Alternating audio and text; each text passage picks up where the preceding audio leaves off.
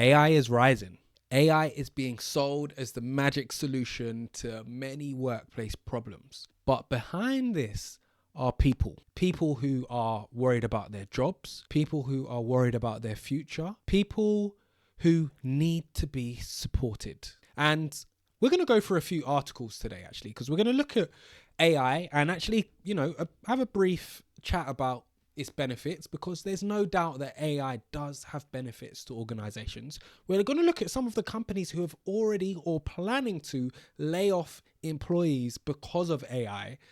But we're going to also look at one great company who has decided to not only upskill their employees, but they've also used AI in this process. And we'll come on to that a bit later.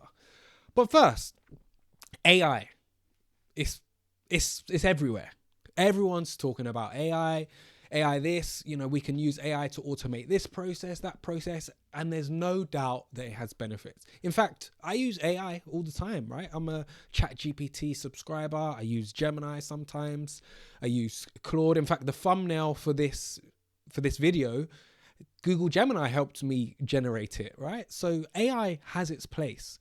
And I wanted to bring you onto this article to begin with, because AI technologies frequently automate repetitive, physically demanding and hazardous tasks, thereby alleviating physical labor for workers. In manufacturing, AI-powered machinery has increasingly replaced tasks such as assembly line work and heavy lifting, while in service industries, AI tools like virtual assistants reduce administrative workloads, complementing physical task reductions. And actually, I want to touch on something quickly. There's a gentleman called Danny Richmond. He's an AI expert. If you like, you can look him up on Google. But he talks about a law firm that he's worked with, and they had the simple task of, when inquiries come in, which department do these inquiries need to go to? And they ran two tests side by side, one with AI agents, distributing them to the relevant departments, and one with humans distributing them to the relevant departments. And what they found was that the AI did a better job than the humans. So for this company, for this law firm, it made more sense to use the AI, right? It's not only quicker and cheaper, but it's doing a better job at distributing the inquiries to the right departments. Now, this doesn't mean that people should then disappear. For this organization in particular, I believe the staff were then allowed to do more meaningful work, right? More work that had more meaning behind it, rather than doing the boring admin tasks that an AI could do. But AI has been taking over jobs, and it has made some companies give layoffs. And I want to start by looking at TikTok, because TikTok puts hundreds of UK content moderator jobs at risk. And according to this article, TikTok is putting hundreds of jobs in the UK which moderate content that appears on the social media platform at risk. According to TikTok, the plan would see work move to its other offices in Europe as it invests in the use of artificial intelligence to scale up its moderation. We are continuing a reorganization that we started last year to strengthen our global operating model for trust and safety, which includes concentrating our operations in fewer locations globally, a TikTok spokesperson told the BBC. So this is just one organization that are using this, and I actually know of people that have worked at TikTok, or know through the grapevine people that have worked at TikTok, that their jobs were lost because of AI. And BT to axe up to 55,000 jobs by 2030 as it pushes into AI. I mean, we'll have a quick look at this. BT has said it will become a leaner business as it announces plans to reduce its workforce by as much as 55,000 by 2030, more than 40% of its global employee base, including about 10,000 jobs replaced by artificial intelligence. AI it can be scary. One more computer maker HP to cut up to 6,000 jobs by 2028 as it turns to AI. So are people really a company's greatest asset, And in most cases, we still need people to operate the AI. Now, I want to bring you on to one fantastic company that has used this opportunity to help support their people. And for those that know me, my name's Tyler. I deliver a range of wellbeing workshops to help companies support their employees, support their people, put people first. And IKEA has done a great job here, because this article is about how IKEA reskilled 8,500 employees to boost sales by $1.4 billion. And they used AI. Well, AI is part of this. So let's have a little read. AI is everything, everywhere, and all at once. It's transforming industries at an unprecedented rate. The challenge for many businesses isn't just how to adopt the technology, but what to do with the people it displaces. Now, IKEA, a global leader in home furnishings. If you're not familiar with IKEA, they're massive. They introduced an AI chatbot to handle customer service. Billy, the AI bot, effectively managed 47% of customer inquiries. But here's the kicker. Here's the key thing here. Instead of cutting jobs, IKEA chose a different path.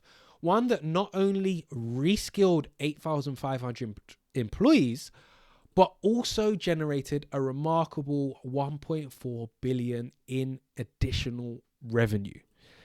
And this case study offers insight into how strategic reskilling alongside AI adoption can drive both business success and employee growth. So it's not just about using AI to replace people. It's about using AI to better the business while also supporting people to then help further grow the business, right? So displaced by AI, let's skip down and see how IKEA turned the employees into, how they upskilled them. So how IKEA turned 8,500 call center reps into interior design advisors in under 2 years. So IKEA's answer to this challenge was a comprehensive reskilling initiative. Rather than downsizing, the company retrained 8,500 employees for new roles in such as interior design consultants. Basically, an advisor helps you pick the item that would best complement a room or previous orders. These roles leveraged their existing customer service skills, but added new layers of expertise that aligned with the company's evolving business needs. When people buy something, they want to talk to people. They want to get a bit of advice and, have a little bit of a conversation to help build up trust and confidence. And rather than, just letting the AI chatbot do it, which if they did, could have potentially lost sales, they've reskilled employees to make them better, to help their customers better. So what made IKEA's approach particularly impactful was how they identified the gap between the employees' current skills and the demands of the new roles. Instead of starting from scratch, they built on employees' foundational customer service knowledge. Training programs focused on crafting specific customer interaction, design, and sales capabilities. Others were upskilled to handle more complex customer service tasks that required empathy, creative problem solving, and expertise. The skills we know that AI can't replace. Round of applause for IKEA. Round of applause for IKEA. And if people are a company's most valuable asset, if people are a company's greatest asset, companies should be doing everything they can to support their employees, to help them grow, to help them develop, which ultimately helps the organization. And the last article I wanted to touch on was this article on Chanel Eye. Because if your people are truly your greatest asset, then their well-being is your greatest differentiator. People need to be supported. Their well-being needs to be supported. And if your organization supports their people, wants people to grow, want them to develop, want them to feel good in their role, then their well-being should be important. And this article here just touches on the importance of support and well-being. And I'm going to leave links to all of these articles, but let's just skip down really to the end here, because, from cost to value, we'll go on this section here.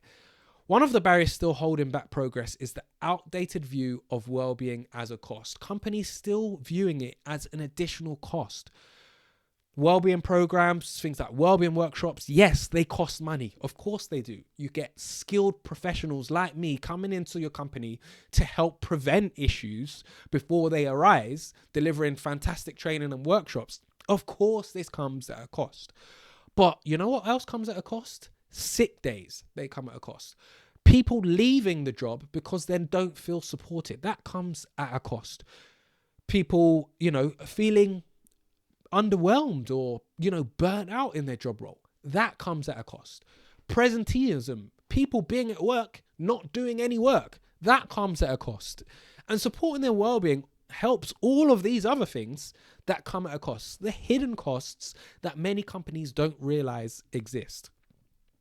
So, building the differentiator. So how do organizations make well-being the differentiator in practice? A few key principles stand out.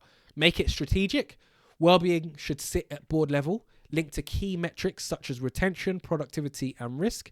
It's not a HR project, it's a business imperative. Listen deeply. Employees need vary, and well-being is not a one-size-fits-all approach. Absolutely not. Genuine listening, open communication, and employee voice are essential. Getting people together to listen. If you need someone to facilitate sessions like these, give me a call. Lead with empathy. Oh, I've got a fantastic workshop on empathy that helps leaders lead with empathy, because empathy is such a hidden superpower. In fact, there's a video on this channel about empathy being a hidden superpower rather. Create safe environments. Psychological safety is the number one thing that people want to experience when they go to work. They want to feel safe in their job role, safe to speak up, safe to do their job, safe psychologically, safe physically. They want to be safe in their job role. Foster belonging. Loneliness is not good. And when people feel lonely in their job role, this then leads to some of the other things mentioned. Getting teams together helps people not feel lonely. They meet colleagues, maybe colleagues that they don't interact with regularly. Then they've met them. They might see them at the coffee station or at lunch or wherever. Oh, how you doing, Mark? But these are all things that contribute to a healthy workplace and supporting employees.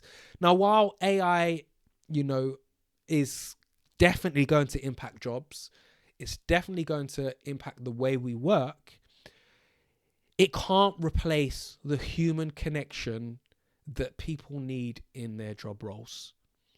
And I'm just going to leave it there.